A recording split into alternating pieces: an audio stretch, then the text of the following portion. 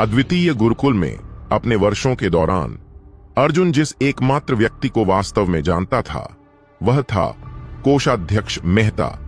आखिरकार हर महीने उसे उनके पास जाना पड़ता था। कोषाध्यक्ष मेहता को अधिकतर लोग दबंग मेहता के नाम से जानते थे।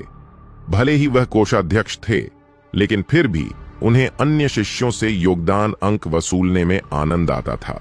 उदाहरण के लिए रक्त थक्का बनाने वाली औषधि आमतौर पर 10 योगदान अंकों में मिलती थी, लेकिन मेहता जी इसे 3 की कीमत में केवल 2 शीशियां देते थे और जो मात्रा 2 शीशियों में होनी चाहिए उसे 3 में बांट देते थे। उनका सीधा नियम था, लेना है तो लो वरना चलते बनो। बेशक वह हमेशा ऐसा नहीं करते थे, केवल कभी कभी वह केवल धनी शिष्यों को निशाना बनाते थे। अर्जुन जैसे गरीबों की ओर तो वह देखते तक नहीं थे। योगदान अंक बड़ी मुश्किल से मिलते थे, इसलिए शिष्य उनके इस शोषण को कैसे सहन कर सकते थे। जिन जिन शिष्यों को उन्होंने ठगा था वे सभी उनकी शिकायत गुरुकुल परिषद से कर चुके थे। परिषद ने कई बार उन्हें चेतावनी दी, लेकिन वे अपनी हरकतों से बाज नहीं आए। ऊपर से उनकी स्थिति इतनी महत्वपूर्ण थी कि उन्हें हटाने का कोई विकल्प भी नहीं था। इसी कारण गुरुकुल के सभी शिष्य उनसे घृणा करते थे। यह बूढ़ा आदमी सभी के प्रति निर्दयी था, सिवाय अर्जुन के, जिसके खिलाफ वह कुछ नहीं कर सकता था। इसका कारण यह था कि एक बार अर्जुन ने उसे एक महिला शिष्या को ताक झांक करते हुए रंगे हाथों पकड़ लिया था। बड़ों का सम्मान भी कोई चीज होती है, यह कितना बड़ा अपमान था। पकड़े जाने के बाद कोषाध्यक्ष मेहता को अर्जुन के सामने सिर झुकाना पड़ा। यही वजह थी कि अर्जुन और वृद्ध के बीच एक अनोखा रिश्ता बन गया था। अपनी मोटी चमड़ी के साथ वह बूढ़ा जल्दी से सामान्य हो गया और मुस्कुराते हुए बोला, हमेशा की तरह? हां, अर्जुन ने गंभीरता से सिर हिलाते हुए कहा। कोई शब्द कहे बिना कोषाध्यक्ष मेहता ने काउंटर के भीतर से 10 चांदी के सिक्के निकाले और रजिस्टर में दर्ज कर लिया। चांदी के सिक्के लेते हुए अर्जुन ने पूछा, मेरे पास अब कितने योगदान अंक हैं? आंखें घुमाते हुए कोषाध्यक्ष ने उत्तर दिया, तुम हर महीने 4 अंक कमाते हो और उनमें से 1 अंक देकर 10 चांदी के सिक्के ले लेते हो। इससे तुम्हारे पास केवल 3 अंक बचते हैं और अब तक तुम्हारे कुल 12 अंक हो चुके हैं। क्या तुम रक्त थक्का औषधि की एक शीशी लेना चाहते हो? नहीं, मैं बस यूं ही पूछ रहा था, अर्जुन ने बुदबुदाते हुए कहा। 12 अंक? हां, इतनी कम संख्या यहां तक कि एक साधारण औषधीय जड़ी बूटी के लिए भी पर्याप्त नहीं थी। गंभीर स्वर में कोषाध्यक्ष मेहता ने धीरे से फुसफुसाया, अर्जुन, तुम ये अंक बचाकर एक संवर्धित सार औषधि लेना चाहते हो, लेकिन इस गति से बचत करके और तुम्हारी तरक्की की रफ्तार को देखकर इसमें कितना समय लगेगा? क्या मैं अंततः वहां तक नहीं पहुंच जाऊंगा? अर्जुन ने हंसते हुए जवाब दिया। इससे कोषाध्यक्ष मेहता निरुत्तर हो गया। उसने सोचा कि अर्जुन की गति को देखते हुए जब तक वह वहां तक पहुंचेगा तब तक वह बूढ़ा कई वर्षों पहले मर चुका होगा। लेकिन कोषाध्यक्ष मेहता, एक बात है जो मैं समझ नहीं पा रहा हूं। बोलो, वृद्ध ने गर्वित मुद्रा में कहा, जैसे कि वह बहुत अच्छे मूड में था और अर्जुन को उत्तर देने के लिए तैयार था। संवर्धित सार औषधि एक अत्यंत मूल्यवान औषधि है, यह यहां कैसे आ सकती है? हे, वृद्ध मेहता ने गर्व से कहा, क्योंकि यह औषधि इस बूढ़े का खजाना है, अन्य लोग इसके बारे में नहीं जानते। अच्छा, यह आपकी है? अर्जुन यह सुनकर स्तब्ध रह गया। उसे हमेशा लगता था कि यह औषधि गुरुकुल की संपत्ति थी। अब समझ आया कि इस बूढ़े ने इसकी कीमत इतनी अधिक क्यों रखी थी। अब गुस्सा मत करो, कोषाध्यक्ष मेहता ने हंसते हुए कहा और चायदानी से चाय पीते हुए बोले, मैं तुम्हारे साथ अन्याय नहीं करूंगा। जब तक तुम पर्याप्त योगदान अंक लाओगे मैं तुम्हें यह औषधि दे दूंगा। मेरी जुबान की कोई कीमत है, मैं इसे इकट्ठा करूंगा। अर्जुन ने सिर हिलाते हुए कहा। चेहरा गंभीर बनाते हुए कोषाध्यक्ष मेहता ने पूछा, सुना है कि कल तुम्हें बुरी तरह पीटा गया? अर्जुन ने तुरंत मुड़कर जाने की ठानी। पीछे से कोषाध्यक्ष मेहता चिल्लाया, अरे, इस बूढ़े को पूछने तो दो, इतनी जल्दी क्यों जा रहे हो? वह बोल तो रहा था, लेकिन अंदर ही अंदर वह इस बात पर प्रसन्न हो रहा था। जब अर्जुन ने रुकने की कोई इच्छा नहीं दिखाई तो मेहता सीधे खड़ा हुआ और चिल्लाया, छोटे अर्जुन, जल्दी से यहां से चले जाओ। यह गुरुकुल तुम्हारे लिए सही जगह नहीं है। जल्दी या देर से तुम्हें मार दिया जाएगा। अर्जुन रुका, लेकिन पीछे मुड़े बिना धीरे से बोला, मेरे पास लौटने के लिए कोई स्थान नहीं है। यदि वह चला जाता तो उसका अंत तय था। कुछ देर तक चायदानी पकड़े रहने के बाद कोषाध्यक्ष मेहता ने कहा, तो फिर यहां आए ही क्यों थे? संवर्धित सार औषधि, हे यह कीमती खजाना, यह बूढ़ा आदमी इसके मालिक होने की बस एक झूठी कहानी बना रहा था ताकि अर्जुन को आशा दी जा सके। उसने कभी सोचा भी नहीं था कि अर्जुन इसे इतनी गंभीरता से ले लेगा। इसके बाद अर्जुन तेजी से अपनी कुटिया की ओर गया, झाड़ू रखी और फिर तेजी से बाहर निकला। वह तांग नगर के बाहर स्थित छोटे गांव की ओर जा रहा था, जहां वह अपने 10 चांदी के सिक्कों से भोजन खरीदता था, जैसा कि वह हर महीने करता था। पहली बार यह यात्रा उसे थकाऊ नहीं लगी। पहले जब भी वह इस रास्ते से जाता उसे लगातार दमे के दौरे पड़ते, लेकिन इस बार न केवल ऐसा कुछ नहीं हुआ, बल्कि उसका शरीर पहले से अधिक मजबूत महसूस हो रहा था। उसे लग रहा था कि अगर उसे 100 मील भी चलना पड़े तो भी वह नहीं थकेगा। क्या यह स्वर्ण कंकाल का प्रभाव था? यह सोचते ही उसे सुबह की वह घटना याद आई जब एक अन्य शिष्य उससे टकरा गया था, लेकिन इसके विपरीत अर्जुन अपनी जगह अडिग खड़ा रहा, जबकि वह शिष्य जमीन पर गिर पड़ा। हालांकि यह मामूली बात थी, लेकिन जब उसने गहराई से सोचा तो यह अजीब था। उसकी कमजोर काया को देखते हुए हमेशा वही गिरता था, लेकिन इस बार स्थिति उलट गई थी। उत्साहित होते हुए उसने सोचा कि स्वर्ण कंकाल ने उसके शरीर में क्या क्या बदलाव किए होंगे। भले ही ये बदलाव छोटे थे, लेकिन समय के साथ ये बड़े परिवर्तन में बदल सकते थे। ये सोचते हुए अर्जुन गांव में पहुंच गया। चारों ओर नजर दौड़ाते हुए वह गली के बाएं किनारे पर स्थित एक चावल की दुकान की ओर गया। यह दुकान छोटी थी और इसका मालिक हीरामल गांव का ही निवासी था। वह सभी ग्राहकों के साथ समान व्यवहार करता था। यही कारण था कि अर्जुन हमेशा उसी से सामान खरीदता था। ऐसी छोटी दुकानें हर जगह पाई जा सकती थीं। ब्लैक प्लम गांव इतना व्यस्त इसलिए था क्योंकि यहां न केवल अद्वितीय गुरुकुल था, बल्कि समीप ही वायु पर्जन संघ भी था। इन दोनों संप्रदायों के बीच संबंध अच्छे थे। अन्य छोटे संप्रदाय इन दो बड़े संप्रदायों की बराबरी नहीं कर सकते थे, क्योंकि उनके पास अपनी जमीन तक नहीं थी। इन्हीं दो प्रमुख संप्रदायों के कारण गांव में कई अलग अलग प्रकार के हथियार और वस्तुएं बेची जाती थीं, जिससे यह स्थान व्यापारिक गतिविधियों से भरा रहता था। यह माहौल ठीक वैसा था जैसा कि प्राचीन मौर्य साम्राज्य की राजधानी का होता। थोड़ी देर टहलने के बाद अर्जुन अनजाने में एक गली के पास से गुजरा, जहां कुछ लोग इकट्ठे थे। उसे यह समझ नहीं आया कि वे क्या कर रहे थे, लेकिन उनकी गतिविधियां संदिग्ध लग रही थीं और उन्होंने अर्जुन की ओर बेहद तीखी नजरों से देखा। हल्की हंसी के साथ अर्जुन ने सोचा कि जब तक वे मुझे नुकसान नहीं पहुंचाते, मैं भी उन्हें नुकसान नहीं पहुंचाऊंगा। इसलिए उसने उन्हें नजरअंदाज कर दिया। लेकिन उनमें से एक का पहनावा अर्जुन के जैसा ही था, जिसने उसे सोचने पर मजबूर कर दिया। अर्जुन ने इस बारे में ज्यादा नहीं सोचा, क्योंकि काली आलू बुखारा बस्ती अद्वितीय गुरुकुल के पास ही स्थित थी और अन्य शिष्यों का यहां आना जाना आम बात थी। कुछ देर बाद अर्जुन चावल खरीदने के लिए लाइन में खड़ा हो गया। लाइन लंबी थी, लगभग 2 दुकानों तक फैली हुई। दुकान का व्यापार बहुत अच्छा चल रहा था, लेकिन केवल एक नौकर ही सबको सेवा दे रहा था। मालिक गिनती करने में व्यस्त था और उसकी पत्नी ग्राहकों का स्वागत कर रही थी। जैसे जैसे लोग अपने ऑर्डर पूरे कर रहे थे, लाइन छोटी होती गई और अर्जुन भी उसमें शामिल हो गया। मालकिन, अर्जुन ने पुकारा। लगभग 40 साल की दिखने वाली महिला ने सिर उठाया और अर्जुन को देखकर मुस्कुराई। अरे बेटा, फिर से चावल लेने आए हो? हाँ। अर्जुन काउंटर के पास गया और पीछे रखे एक बोरे की ओर इशारा करते हुए कहा, मुझे एक बोरी चावल दे दीजिए। महिला बोरी को बांधते हुए बोली, बेटा, तुम हर महीने सिर्फ 1 बोरी चावल खरीदते हो, क्या यह तुम्हारे लिए पर्याप्त होता है? अर्जुन ने जवाब दिया, हाँ, ये काफी है। झूठ बोल रहे हो? महिला ने अर्जुन को देखते हुए कहा, देखो तुम्हारे हाथ पैर कितने दुबले पतले हैं। अगर तुम ठीक से खा रहे होते तो तुम्हारा शरीर ऐसा क्यों होता? अर्जुन हल्के से मुस्कुराया, मैं पहाड़ों में शिकार करने भी जाता हूं, इसलिए एक बोरी चावल भी पर्याप्त हो जाता है।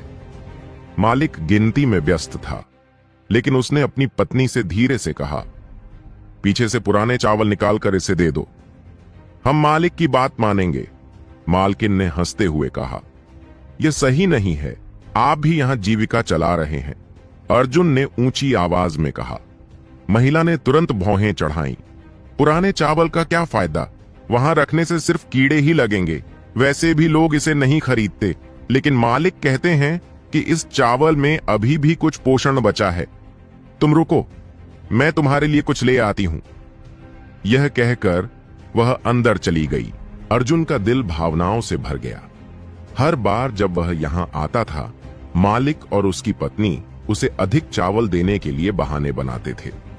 वे कहते कि पुराने चावल कीड़े लगा देंगे, लेकिन वास्तव में वे उसे हमेशा अच्छी गुणवत्ता वाला चावल ही देते थे। उनकी उदारता ने अर्जुन को इस कठोर दुनिया में आशा दी थी। धन्यवाद हीरालाल चाचा। अर्जुन की आवाज में हल्की कंपी थी। मालिक मुस्कुराते हुए बोले, अकेले रहने वाले को बहुत सी परेशानियां होती हैं। भविष्य में जब भी भूख लगे यहां आ जाना। हमारे पास ज्यादा नहीं है, लेकिन तुम्हारे लिए चावल जरूर रहेगा। ठीक है, अर्जुन ने सिर हिलाया। इस दुनिया में अभी भी अच्छे लोग थे। थोड़ी देर बाद दो जोश से भरे लोग दुकान पर आए और लाइन में लगे कुछ ग्राहकों को धक्का देकर हटा दिया। आहा! दूसरा युवक जमीन पर गिरते ही उलट पलट कर नीचे लुढ़क गया। गिरने के बाद वह उठने में असमर्थ था। क्यों? हीरालाल चाचा ने पूछा और जल्दी से काउंटर से बाहर निकलकर दो आदमियों की ओर बढ़े। अर्जुन ने जल्दी से युवक को उठाने में मदद की और उन दोनों गुंडों की ओर गुस्से से देखा। उनमें से एक पतला दुबला था और अपना पेट पकड़े हुए था, जबकि दूसरा एक भालू के समान मजबूत था और पहले को सहारा दे रहा था। वही दोनों इस झगड़े की जड़ थे। दुकानदार कौन है? भारी आवाज में एक आदमी ने चिल्लाकर पूछा। मैं हूं।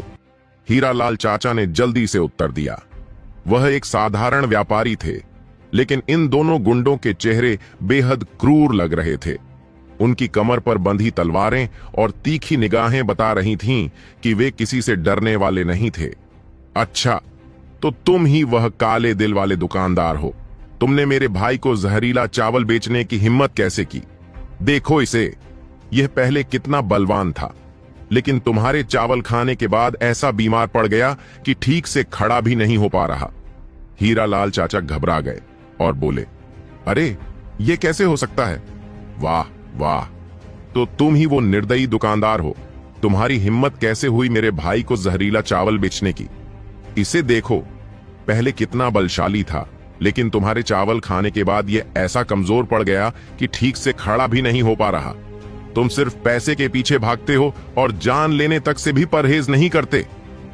ये सुनकर हीरालाल चाचा घबरा गए और हकलाते हुए बोले, अरे ये कैसे हो सकता है?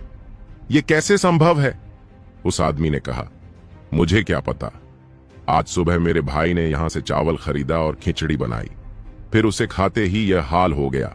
मैं तो बच गया क्योंकि मैंने नहीं खाया, वरना मेरी भी यही हालत होती। हीरालाल चाचा का माथा पसीने से भीग गया। उन्होंने अपनी आस्तीन से पसीना पोंछते हुए कहा, सम्माननीय ग्राहक, मुझे लगता है कि कोई गलतफहमी हुई है। गलतफहमी? तुम्हारी बकवास। अगर तुम्हारे चावल में जहर नहीं था तो फिर मेरे भाई की यह हालत कैसे हुई? आदमी गरज कर बोला।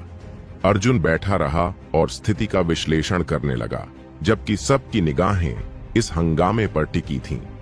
हीरालाल चाचा इतने भले इंसान थे, अर्जुन को विश्वास नहीं हुआ कि वे किसी को जहरीला चावल बेच सकते हैं।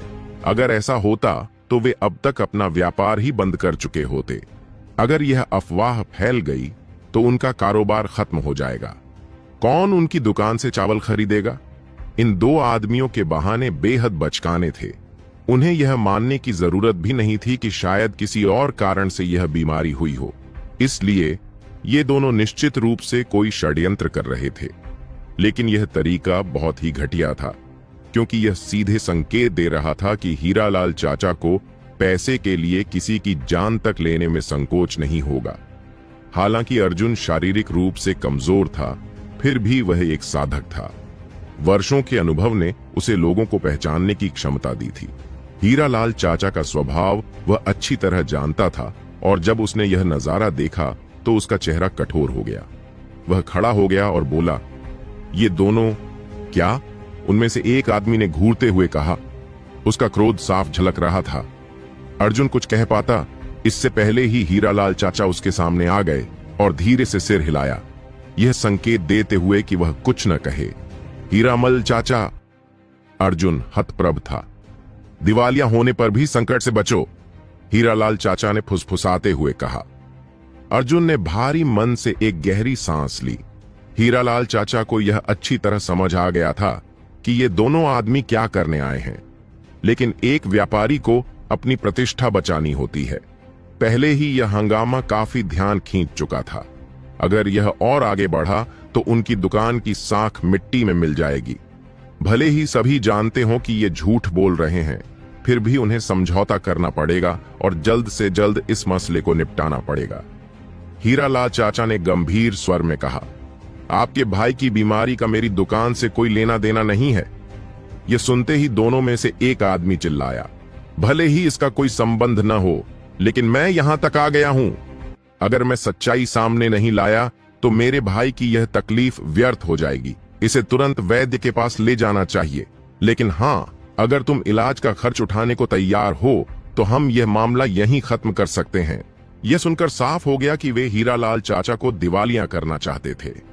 अगर किसी को वाकई पैसा ऐंठना होता तो वे यह काम धीरे धीरे करते, लेकिन इनके मांगे इतने सीधे थे कि साफ दिख रहा था कि इनकी मंशा कुछ और ही है। आखिरकार इन दोनों आदमियों ने समझौता करने का कोई इरादा ही नहीं रखा था। तुम निर्दयी व्यापारी, क्या सोचते हो कि हम दो भाई ऐसे ही लुटने आए हैं? हमने बड़ा दुर्भाग्य देखा कि तुम्हारी दुकान से चावल खरीद लिए। तुम्हारी अंतरात्मा कहां है? यह सुनकर अर्जुन को गहरी सोच में डाल दिया। उसने बैठकर होंठ भींचे। क्या यह लोग सच में अपने कर्मों से ईमानदारी की उम्मीद कर रहे थे? हीरालाल चाचा भी स्तब्ध थे। क्या ये लोग सिर्फ पैसे ऐंठने आए थे? जब तक सभी इस नाटक को समझ पाते, और भी लोग इकट्ठा होने लगे। तभी अर्जुन की उम्र का ही एक सुंदर दिखने वाला युवक वहां पहुंचा। वह अर्जुन की तुलना में कहीं अधिक समृद्ध और आत्मविश्वासी लग रहा था। वह युवक धीरे धीरे उन आदमियों के पास गया और दिलचस्पी से उन्हें घेरने लगा। घूमते हुए उसने जुबान से क्लिक क्लिक की आवाज निकाली। कोई और यह पहचान न सका हो, लेकिन अर्जुन ने झट से उन तीनों को पहचान लिया। ये वही लोग थे जिन्हें उसने गली में देखा था। भीड़ अब उस नव युवक को घूर रही थी जो हाल ही में वहां आया था। क्या ये तीनों आपस में मिले हुए थे? अर्जुन को इस पूरे मामले में किसी साजिश की बू आने लगी। क्या हीरालाल चाचा इन गुंडों से खुद को बचा पाएंगे? अर्जुन इस स्थिति को सुलझाने के लिए क्या कदम उठाएगा? क्या यह सब किसी बड़े षड्यंत्र का हिस्सा है? जानने के लिए सुने रहिए ये कहानी हमारे द हॉरर हंटर चैनल के साथ। भीड़ में से अद्वितीय गुरुकुल के एक शिष्य ने आगे बढ़कर चक्कर लगाना शुरू कर दिया। धीरे धीरे उसके चेहरे पर उपहास और अहंकार की झलक दिखने लगी। लेकिन वे दोनों व्यक्ति जो खुद को पीड़ित बता रहे थे, इतनी आसानी से मजाक उड़ाने वालों में से नहीं थे। उन्होंने अपनी भौहें चढ़ाकर कहा, अरे छोटे, ऐसे गोल गोल घूमकर तूने इस चाचा का सिर चकरा दिया है। क्या तुझे भी चक्कर खाना है? युवक हल्का सा मुस्कुराया और फिर उन दोनों के सामने जाकर खड़ा हो गया। वह उस व्यक्ति को देखने लगा जो खुद को जहर से पीड़ित बता रहा था। फिर व्यंग्य से बोला, आपका चेहरा बहुत पीला पड़ गया है, लगता है आपकी हालत गंभीर है। वह व्यक्ति गुस्से में बोला, बिल्कुल, अगर यह मामूली बात होती तो हम डॉक्टर के पास होते, न कि यहां। हम तो इस धोखेबाज दुकानदार की असलियत सबको बताने आए हैं ताकि कोई और इस दुकान से अनाज खरीदकर हमारी तरह पीड़ित ना हो। यह सुनते ही दुकान के मालिक हीरालाल के चेहरे का रंग उड़ गया। उसे समझ नहीं आ रहा था कि ये दोनों क्या चाहते हैं। अगर वे पैसे ऐंठने के लिए यह सब कर रहे होते तो उसे समझ आता, लेकिन उनकी मंशा कुछ और ही थी। तभी अर्जुन ने धीरे से पूछा, हीरालाल अंकल, क्या आपने हाल ही में किसी को नाराज किया है? हीरालाल ने गहरी सोच में पड़कर कहा, नहीं बेटा, किसी को भी नहीं। तो क्या आपकी दुकान किसी और की कमाई में बाधा डाल रही थी? अर्जुन ने फिर से पूछा। हीरालाल ने सिर हिलाते हुए कहा, हम तो बस रोजी रोटी के लिए मेहनत कर रहे हैं, किसी का नुकसान करने की हमें कोई इच्छा नहीं। अब यह वाकई अजीब था। अर्जुन ने जमीन की ओर देखते हुए सोचा, लेकिन अब भी वह पूरी तरह से समझ नहीं पा रहा था। तभी अद्वितीय गुरुकुल के शिष्य ने व्यंग्य से उन दोनों से पूछा। वे अचानक चिल्ला उठे, देखो चालाकी! जैसे ही उन्होंने यह कहा, उनमें से एक व्यक्ति ने कोई चाल चली जिससे वे ही उलझ गए और उनकी सच्चाई सबके सामने आ गई।